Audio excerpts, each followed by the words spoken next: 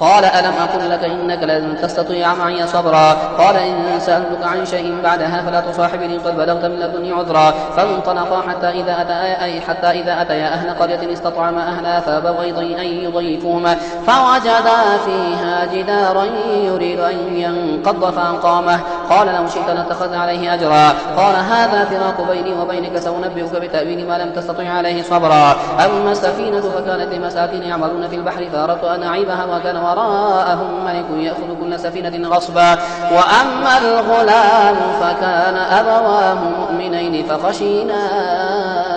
أن يرهقهما طغيانا وكفرا فأردنا أن يبدلهما ربهما خيرا منه زكاة وأقرب رحما وأما الجدار فكان لغلامين يتيمين في المدينة وكان تحته كنز لهما وكان أبوهما صالحا فأراد ربك أن يبلغا أشدهما ويستخرجا كنزهما رحمة من ربك وما فعلته عن أمري ذلك تأويل ما لم تستطع عليه صبرا ويسألونك عن ذي القرنين قل سأتلو عليكم منه ذكرا إنا مكنا له في الأرض وآتيناه من كل شيء سببا فأتبع سببا حتى إذا بلغ مغرب الشمس وجدها تغرب في عين حمئة ووجد عندها قوما قلنا يا ذا القرنين إما أن تعذب وإما أن تتخذ بهم حسنا قال أما من ظلم فسوف نعذبه ثم يرد إلى ربه فيعذبه عذابا نكرا وأما من آمن وعمل صالحا فله جزاء الحسنى وسنقول له من أمرنا يسرا ثم اتبع سببا حتى إذا بلغ مطلع الشمس وجدها تطلع على قوم لم نجعل له من دونها سترا كذلك وقد أحطنا بما لديه خبرا ثم اتبع سببا حتى إذا بلغ بين السدين وجد من دونهما قوما لا يكادون يفقهون قولا قالوا يا ذا القرنين إن يأجوج ومأجوج مفسدون في الأرض فهل نجعل لك خرجا على أن تجعل بيننا وبينهم سدا قال ما مكنني فيه ربي خير فأعينوني بقوة أجعل بينكم وبينهم ردما آتوني زبر الحديد حتى إذا ساوى بين الصدفين قال انفخوا حتى إذا جعله نارا قال آتوني أفرغ عليه قطرا فما استطاعوا أن يظهروه وما استطاعوا له نقبا قال هذا رحمة من ربي فإذا جاء وعد ربي جعله دكاء وكان وعد ربي حقا وتركنا بعضهم يومئذ يموج في بعض ونفخ في الصور فجمعناهم جمعا وعرضنا جهنم يومئذ للكافرين عرضا الذين كانت أعينهم في غطاء عن ذكري وكانوا لا يستطيعون سمعا أفحسب الذين كفروا أن يتخذوا عبادي من دون أولياء إن أعتدنا جهنم للكافرين نزلا قل هل ننبئكم بالأخسرين أعمالا الذين ضل سعيهم في الحياة الدنيا وهم يحسبون أنهم يحسنون صنعا أولئك الذين كفروا بآيات ربهم ولقائه فحبطت أعمالهم فلا نقيم لهم يوم القيامة وزنا ذلك جزاؤهم جهنم بما كفروا واتخذوا آياتي ورسلي هزوا إن الذين آمنوا وعملوا الصالحات كانت لهم جنات الفردوس نزلا خالدين فيها لا يبغون عنها حولا قل لو كان البحر مدادا لكلمات ربي لنفد البحر قبل أن تنفد كلمات ربي ولو جئنا بمثله مددا قل إنما أنا بشر مثلكم يوحى إلي أنما إلهكم إله واحد فمن كان يرجو لقاء ربه فليعمل عملا صالحا ولا يشرك بعبادة ربه أحدا كافها يا عين صاد ذكر رحمة ربك عبده زكريا إذ نادى ربه نداء خفيا قال رب إني وهن العظم مني واشتعل الرأس شيبا ولم أكن بدعائك رب شقيا وإني خفت الموالي من ورائي وكانت امرأتي عاقرا فهب لي من لدنك وليا يرثني ويرث من آل يعقوب واجعله ربي رضيا يا زكريا إنا نبشرك بغلام اسمه يحيى لم نجعل له من قبل سميا قال رب أنى يكون لي غلام وكانت امرأتي عاقرا وقد بلغت من الكبر عتيا قال كذلك قال ربك هو علي هين وقد خلقتك من قبل ولم تك شيئا قال رب اجعل لي آية قال آيتك ألا تكلم الناس 3 ليال سميا فخرج على قومه من المحراب فأوحى إليهم أن سبحوا بكرة وعشيا يا يحيى خذ الكتاب الكتاب بقوة وآتيناه الحكم صبيا وحنانا من لدنا وزكاة وكان تقيا وبرا بوالديه ولم يكن جبارا عصيا وسلام عليه يوم ولد ويوم يموت ويوم يبعث حيا. واذكر في الكتاب مريم إذ انتبذت من أهلها مكانا شرقيا فاتخذت من دونهم حجابا فأرسلنا إليها روحنا فتمثل لها بشرا سويا. قالت إني أعوذ بالرحمن منك إن كنت تقيا. قال إنما أنا رسول ربك لأهب لك غلاما زكيا. قالت أنى يكون لي غلام ولم يمسسني بشر ولم أك بغيا. قال كذلك قال ربك هو علي هين ولنجعله آية للناس ورحمة منا وكان أمرا مقضيا. فحملته فانتبذت به مكانا قصيا فأجاءها المخاض إلى جذع النخلة قالت يا ليتني مت قبل هذا وكنت نسيا منسيا. فناداها من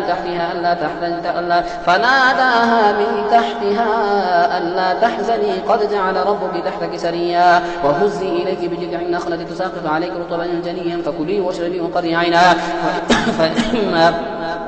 فإما ترين من البشر أحدا فقولي إني نذرت للرحمن صوما فلن أكلم اليوم إنسيا فأتت به قومها تحمله قالوا يا مريم لقد جئت شيئا فريا. يا أخت هارون ما كان أبوك امرأ سوء وما كانت أمك بغيا فأشارت إليه. قالوا كيف نكلم من كان في المهد صبيا. قال إني عبد الله آتاني الكتاب وجعلني نبيا وجعلني مباركا إنما كنت أوصاني بالصلاة والزكاة ما دمت حيا وبرا بوالدتي ولم يجعلني جبارا شقيا. والسلام علي يوم ولدت ويوم أموت ويوم أبعث حيا. ذلك عيسى ابن مريم قول الحق الذي فيه يمترون. ما كان لله أن يتخذ من ولد سبحانه إذا قضى أمرا فإنما يقول له كن فيكون وإن الله هو ربي وربكم فاعبدوه هذا صراط مستقيم. فاختلف الأحزاب من بينهم فويل للذين كفروا من مشهد يوم عظيم أسمع بهم وابصر يوم يأتوننا لكن الظالمون اليوم في ضلال مبين. وأنذرهم يوم الحسرة إذ قضي الأمر وهم في غفلة وهم لا يؤمنون. إنا نحن نرث الأرض ومن عليها وإلينا يرجعون. واذكر في الكتاب إبراهيم إنه كان صديقا نبيا إذ قال لأبيه يا أبت لم تعبد ما لا يسمع ولا يبصر ولا يغني عنك شيئا. يا أبت إني قد جاءني من العلم ما لم يأتك فاتبعني أهدك صراطا سويا. يا أبت لا تعبد الشيطان إن الشيطان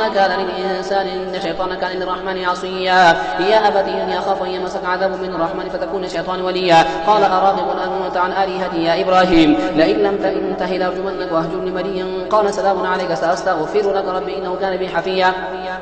وأعتزلكم وما تدعون من دون الله وادعوا ربي عسى ألا أكون بدعاء ربي شقيا. فلما اعتزلهم وما يعبدون من دون الله وهبنا له إسحاق ويعقوب وكلا جعلنا نبيا ووهبنا لهم من رحمتنا وجعلنا لهم لسان صدق عليا. واذكر في كتاب موسى إنه كان مخلصا وكان رسولا نبيا وناديناه من جانب الطور الأيمن وقربناه نجيا ووهبنا له من رحمتنا أخاه هارون نبيا. واذكر في الكتاب إسماعيل إنه كان صادق الوعد وكان رسولا نبيا وكان يأمر أهله بالصلاة والزكاة وكان عند ربه مرضيا. واذكر في الكتاب إدريس إنه كان صديقا نبيا ورفعناه مكانا عليا. أولئك الذين أنعم الله عليهم من النبيين من ذرية آدم وممن حملنا مع نوح ومن ذرية إبراهيم وإسرائيل وممن هدينا واجتبينا إذا تتلى عليهم آيات الرحمن خروا سجدا وبكيا. فخلف من بعدهم خلف أضاعوا الصلاة واتبعوا الشهوات فسوف يلقون غيا. إلا من تاب وآمن وعمل صالحا فأولئك يدخلون الجنة ولا يظلمون شيئا. جنات عدن التي وعد الرحمن عباده بالغيب إنه كان وعده مأتيا. لا يسمعون فيها لغوا إلا سلاما ولهم رزقهم فيها بكرة وعشيا. تلك الجنة التي نورث من عبادنا من كان تقيا. وما نتنزل إلا بأمر ربك له ما بين أيدينا وما خلفنا وما بين ذلك وما كان ربك نسيا. رب السماوات والأرض وما بينهما فاعبده واصطبر لعبادته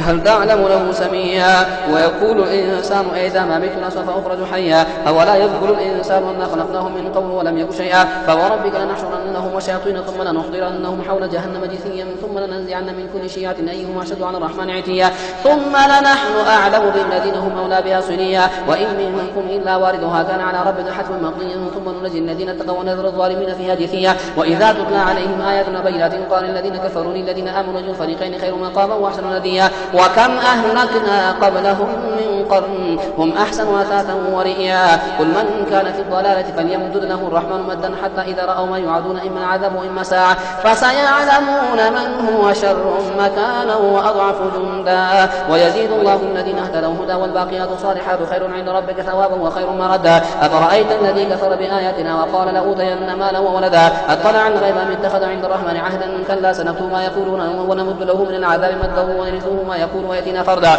واتخذوا من دون الله آلهة ليكونوا لهم عزا كلا سيكفرون بعبادتهم ويكونون عليهم ضدا ألم تر أنا أرسلنا الشياطين على الكافرين تؤزهم أزا فلا تعجل عليهم إنما نعد لهم عدا يوم نحشر المتقين إلى الرحمن وفدا ونسوق المجرمين إلى جهنم وردا لا يملكون الشفاعة إلا من اتخذ عند الرحمن عهدا وقالوا اتخذ الرحمن ولدا لقد جئتم شيئا إدا تكاد السماوات يتفطرن منه وتنشق الأرض وتخر الجبال هدا أن دعوا للرحمن ولدا وما ينبغي للرحمن أن يتخذ ولدا إن كل من في السماوات والأرض إلا للرحمن عبدا لقد أحصاهم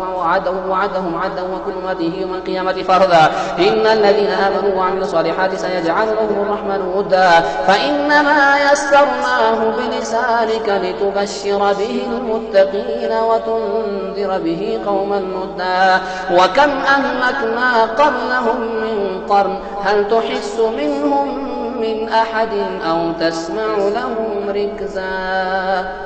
طه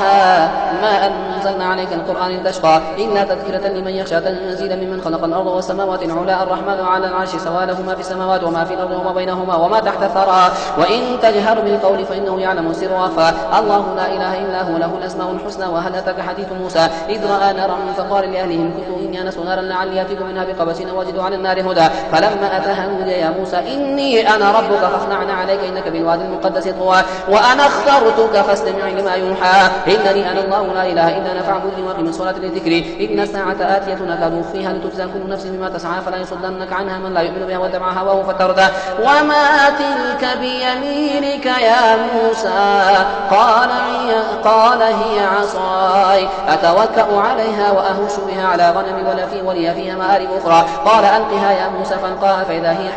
فإذا هي حية تسعى قال خذها ولا تخف سنعيدها سيرتها الأولى واضم يدك إلى جناحك تخرج بيضاء من غير سوء آية أخرى لنريك من آياتنا الكبرى اذهب إلى فرعون إنه طغى قال رب اشرح لي صدري ويسر لي أمري واحلل عقدة من لساني يفقه قولي واجعل لي وزيرا من أهل هارون أخي اشدد به أزري واشركه في أمري كي نسبحك كثيرا ونذكرك كثيرا إنك كنت بنا بصيرا قال قد أوتيت سؤلك يا موسى ولقد مننا عليك مرة أخرى إذا أوحينا إلى أمك ما يوحى أن اقذفيه في التابوت فاقذفيه في اليم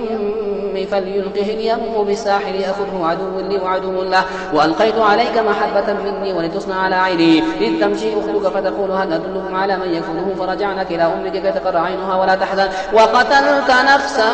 فنجيناك من الغم وفتناك فتونا فلبثت سنين في أهل مدينة ثم جئت على قدر يا موسى واصطنعتك لنفسي اذهب أنت وأخوك بآياتي ولا تنيا في ذكري اذهبا إلى فرعون إنه طغى فقولا له قولا لينا لعله يتذكر أو يخشى قال ربنا إننا نخاف أن يفرط علينا أو أن يطغى قال لا تخافا إنني معكما أسمع وأرى فأتياه فقولا إنا رسولا ربك فارسل معنا بني إسرائيل ولا تعذبهم قد جئناك بآية من ربك والسلام على من اتبع الهدى إنا قد أوحي إلينا أن العذاب على من كذب وتولى قال فمن ربكما يا موسى قال ربنا الذي أعطى كل شيء خلقه ثم هدى قال فما بال القرون الأولى قال علمها عند ربي في كتاب لا يضل ربي ولا ينسى الذي جعل لكم الأرض مهدا وسلك لكم فيها سبلا وأنزل من السماء ماء فأخرجنا به أزواجا من نبات شتى كلوا وارعوا أنعامكم إن في ذلك لآيات لأولي النهى منها خلقناكم وفيها نعيدكم ومنها نخرجكم تارة أخرى ولقد أريناه آياتنا كلها فكذب وأبى قال جئتنا لتخرجنا من أرضنا بسحرك يا موسى فلنأتينك بسحر مثله فاجعل بيننا وبينك موعدا لا نخلفه نحن ولا أنت مكانا سوى قال موعدكم يوم الزينة وأن يحشر الناس ضحى فتولى فرعون فجمع كيده ثم أتى قال له موسى ويلكم لا تفتروا على الله كذبا فيسحتكم بعذاب وقد خاب من افترى فتنازعوا أمرهم بينهم وسروا النجوى قالوا إن هذان لساحران يريدان أن يخرجاكم من أرضكم بسحرهما ويذهبا بطريقتكم المثلى فأجمعوا كيدكم ثم أتوا صفا وقد أفلح اليوم من استعلى قالوا يا موسى إما أن تلقي وإما أن نكون أول من ألقى قال بل ألقوا فإذا حبالهم وعصيهم يخيل إليه من سحر من لا تسعى فأوجس في نفسه خيفة موسى قلنا لا تخف إنك أنت الأعلى وألق ما في يمينك تلقف ما صنعوا إنما صنعوا كيد ساحر ولا يفلح الساحر حيث أتى فألقي السحرة سجدا قالوا آمنا برب هارون وموسى قال آمنتم له قبل أن آذن لكم إنه لكبيركم الذي علمكم السحر فلأنقطعن أيديكم وأرجلكم من خلاف ولأصلبنكم في جذوع النخل ولتعلمون أينا أشد عذابا وأبقى قالوا لن نؤثرك على ما جاءنا من البينات والذي فطرنا فاقض ما أنت قاض إنما تقضي هذه الحياة الدنيا إنا آمنا بربنا ليغفر لنا خطايانا وما أكرهتنا عليه من السحر والله خير وأبقى إنه من يأتي ربه مجرما فإن له جهنم لا يموت فيها ولا يحيا ومن يأته مؤمنا قد عمل الصالحات فأولئك لهم الدرجات العلى جنات عدن تجري من تحتها الأنهار خالدين فيها وذلك جزاء من تزكى ولقد أوحينا إلى موسى أن أسر بعبادي فاضرب لهم طريقا في البحر مثلا لا تخاف دركا ولا تخشى فأتبعهم فرعون بجنوده فغشيهم من اليم بما غشيهم وضل فرعون قومه وما هدى يا بني إسرائيل قد أنجيناكم من عدوكم ووعدناكم جانب الطور الأيمن ونزلنا عليكم المن والسلوى كلوا من طيبات ما رزقناكم ولا تطغوا فيه فيحل عليكم غضبي ومن يحل عليه غضبي فقد هوى وإني لغفار لمن تاب وآمن وعمل صالحا ثم اهتدى وما أعجلك عن قومك يا موسى قال هم أولئك على أثري وعجلت إليك ربي لترضى قال فإنا قد فتنا قومك من بعدك وضلهم السامرين فرجع موسى إلى قومه غضبان أسفا قال يا قوم ألم يعدكم ربكم وعدا حسنا أفطال عليكم العهد أم أردتم أن يحل عليكم غضب من ربكم فأخلفتم موعدي قالوا ما أخلفنا موعدك بملكنا ولكننا حملنا أوزارا من زينة القوم فقذفنا فكذلك ألقى السامري فأخرج لهم عجلا جسدا له خوار فقالوا هذا إلهكم وإله موسى فنسي أفلا يرون ألا يرجع إليهم قولا ولا يملك لهم ضرا ولا نفعا ولقد قال لهم هارون من قبل يا قوم إنما فتنتم به وإن ربكم الرحمن فاتبعون وأطيعوا أمري قالوا لن نبرح عليه عاكفين حتى يرجع إلينا موسى قال يا هارون ما منعك إذ رأيتهم ضلوا ألا تتبعني أفعصيت أمري قال يا ابن أم لا تأخذ بلحيتي ولا برأسي إني خشيت أن تكون فرقت بين بني إسرائيل ولم ترقب قولي قال فما خطبك يا سامري قال بصرت بما لم يبصروا به فقبضت قبضة من أثر الرسول فنفذتها وكذلك سولت لي نفسي قال فاذهب فإن لك في الحياة أن تقول لا مساس وإن لك موعدا لن تخلفه وانظر إلى إلهك الذي ظلت عليه عاكفا لنحرقنه ثم لننسفنه في اليم نسفا إنما إلهكم الله الذي لا إله إلا هو وسع كل شيء علما كذلك نقص عليك من أنباء ما قد سبق وقد آتيناك من لدنا ذكرا من أعرض عنه فإنه يحمل يوم القيامة وزرا خالدين فيه وساء لهم يوم القيامة حملا يوم نحشر المتقين